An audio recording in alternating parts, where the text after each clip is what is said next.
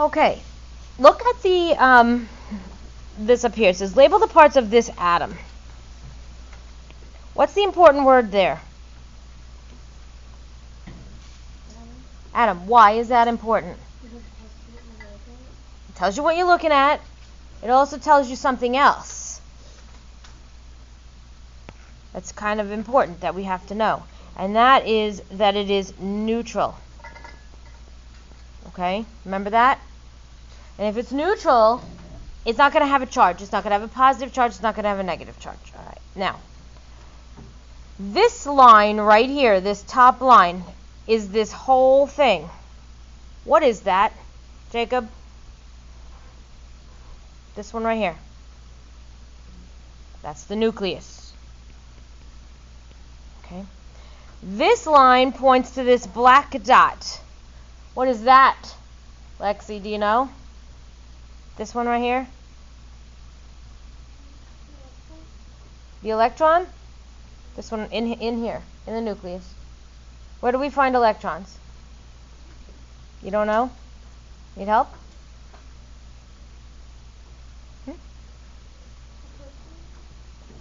Okay. Well,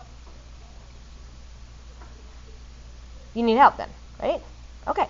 So it's okay to be wrong, guys. It's okay to be wrong. Just say it like you mean it, and then we'll fix it, and then you'll know it for next time. Okay, so this right here, this black dot, is located in what Jacob just told us was the nucleus. There are two types of particles that are located in the nucleus. Those two particles are protons and neutrons.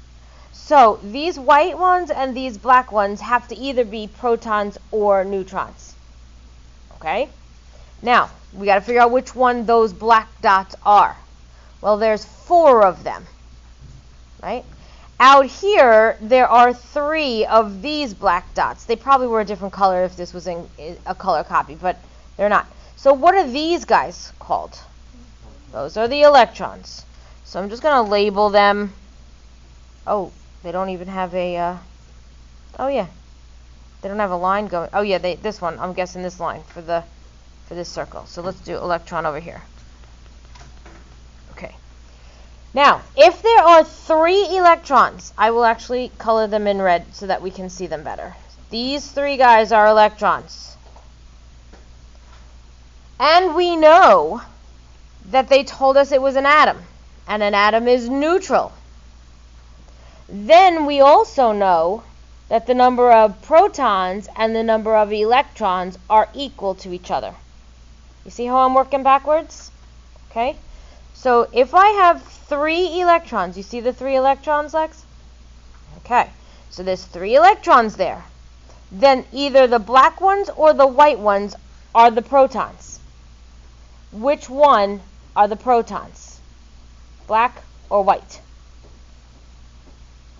Remember that in an atom, the protons, which is P+, has to equal the electrons.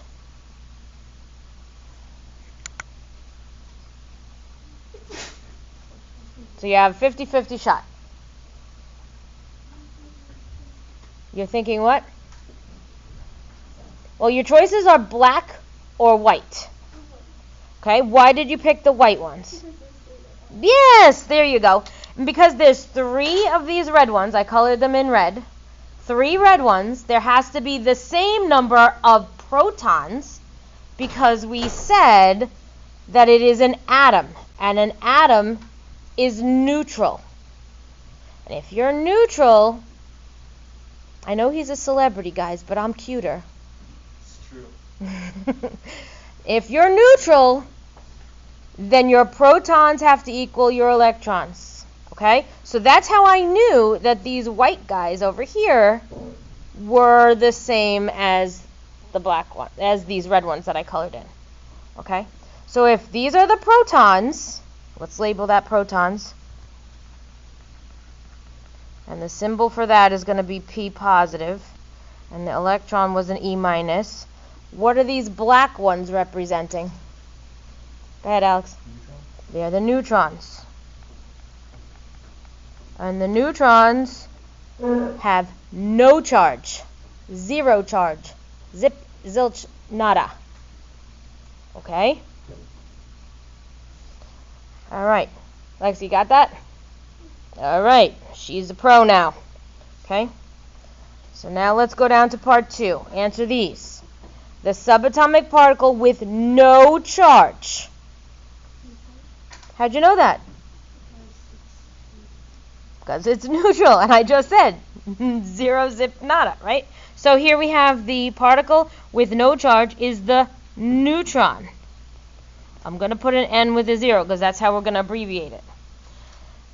What's the subatomic particle with a positive charge? Wait, who said that? The protons. Good. So we'll write protons in here with a positive sign. And then which one has the negative? Go ahead, James. The electron. Where is the electron located? Don't yell it out. Think with your head before you say anything. Adrian? In the orbitals. Good. Not the orbits. Even though it looks like there's an orbit here, they're not called orbits in the modern model. It's called an orbital in the modern model. Okay. There are the same number of these two particles in an atom. Again, most important word in this right here is atom. Because in a couple days, we're not going to be looking at just atoms. So I want you to start realizing that the word atom means that we have something that is neutral. We wrote it up here. Atom, neutral. It means protons and electrons are equal. So if we come down here, the same number of these two particles in an atom are protons and what's the other one? Electrons. Good. Protons and electrons. Ooh, that's very pink. How did I get pink? Okay. Protons and electrons. Alright, the atomic number is the same as the number of... What do you think, Ryan? Good, I like it. Protons. It's also the same as the atomic number. It's also the same as the nuclear charge. And it's also the same as the number of electrons in an atom.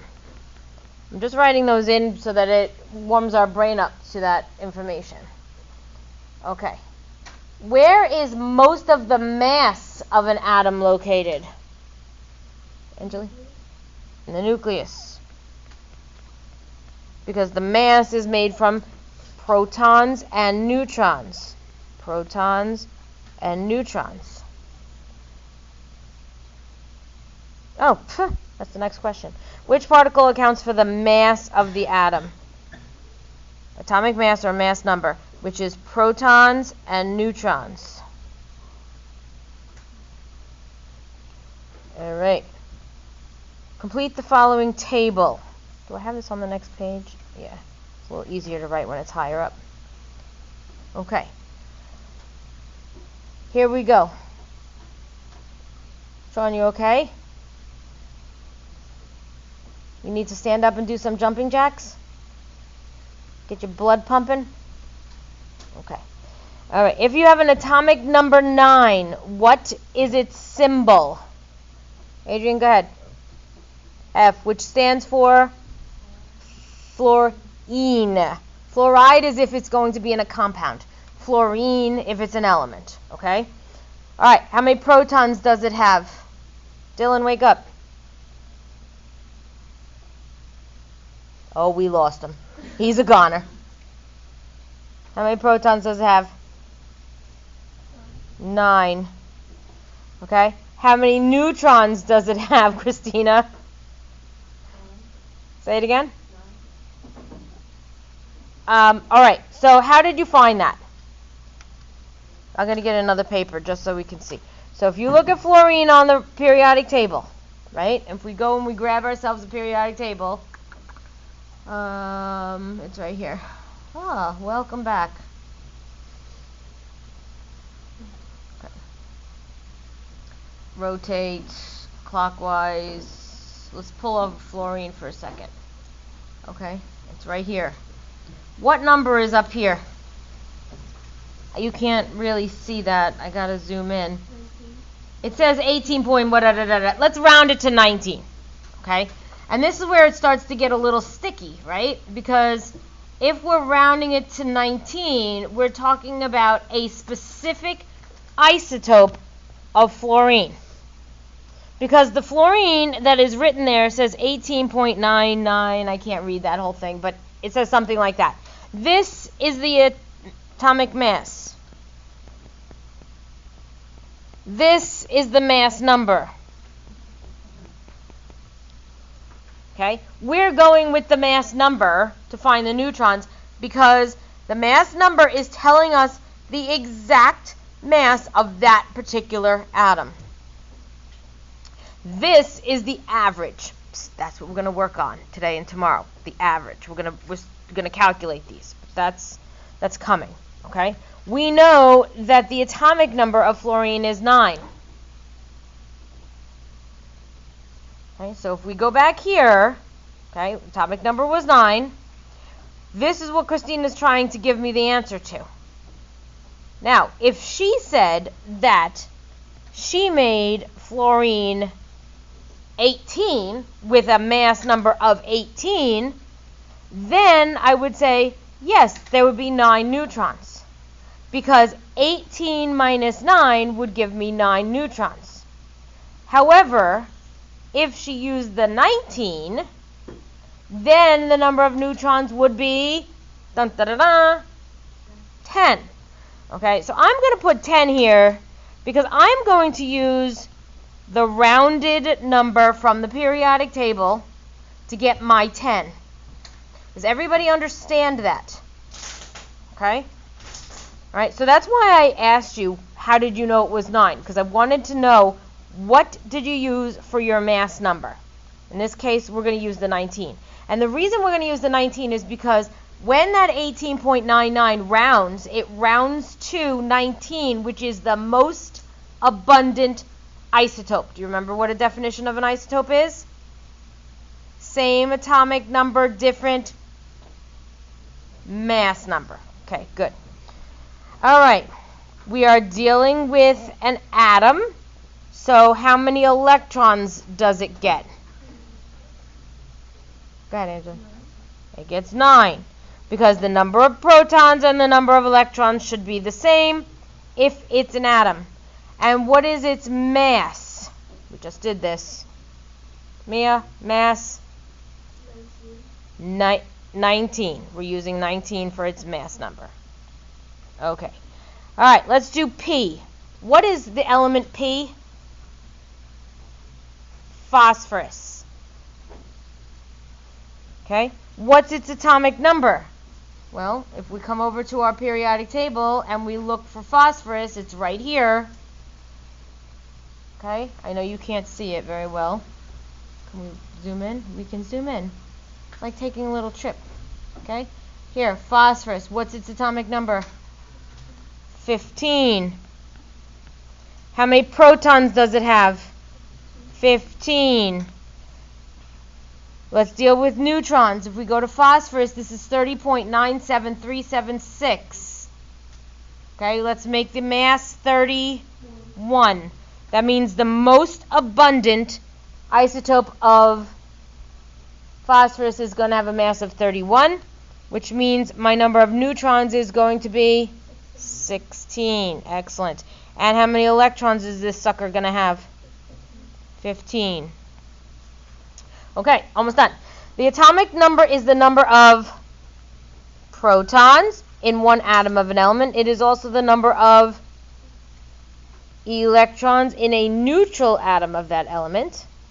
The atomic number gives the identity of the element. No two different elements will have the same atomic number. How did I do?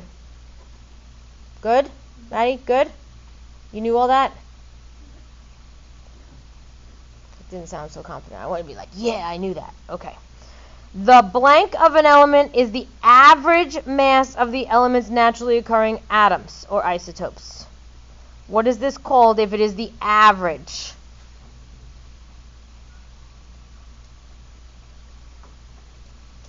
What is the average called? atomic mass. And taking into account the percentage or the abundance or the percent of each isotope. In order to calculate the number of neutrons, you must subtract the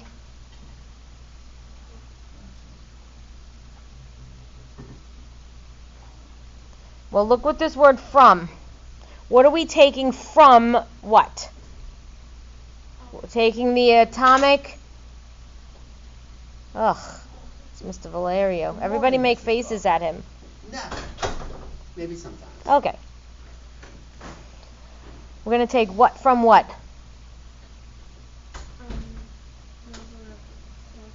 Yep, which is also called the atomic number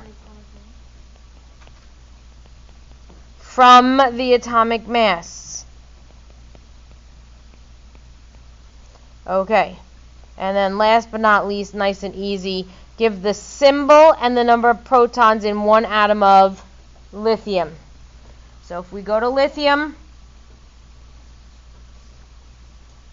okay, here's lithium right here. We've got lithium. What's the number of protons? 3. Where do we write it? Nope, try again. Bottom left. Okay, I got to write it bigger because my pen zoomed in too much. All right, what's the symbol for mercury? Mercury, and how many protons does it have? 80. Beautiful. And then iron, Fe, and it has 20. Thank you, 26 protons. All right, how'd we do?